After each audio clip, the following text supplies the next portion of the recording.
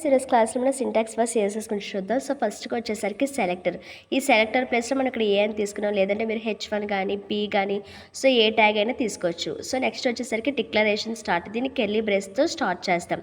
తర్వాత ఇక్కడ ప్రాపర్టీ ఒకటి, వాల్యూ ఒకటి రాస్తాం. ప్రాపర్టీ ప్లేస్లో మనం యాట్రిబ్యూట్స్, HTML యాట్రిబ్యూట్స్ అంటే కలర్ కానీ బ్యాక్గ్రౌండ్ కలర్ కానీ అలైన్ కానీ ఏమైనా పెడతాం. అదే వాల్యూ ప్లేస్లో వచ్చేసరికి ఇక్కడ కలర్ అని తీసుకున్నాం కాబట్టి దాని యొక్క కలర్ అంటే ఎల్లో, అలైన్ అని తీసుకుంటే సెంటర్ అని, ఇంకొక యాట్రిబ్యూట్ ఏమైనా తీసుకుంటే ఇంకొక వాల్యూ అనేదని. సో దానికి సంబంధించిన వాల్యూ తీసుకుంటాం. సో ఈ ప్రాపర్టీని వాల్యూని ఇక్కడ మనకి సెపరేట్ చేయడానికి ఇక్కడ కాలన్ అనేదాన్ని యూజ్ చేస్తాం. సో ఇక్కడ కాలన్ అంటే ఏంటి, ప్రాపర్టీ ఆర్ వాల్యూ సపరేట్ అనమాట.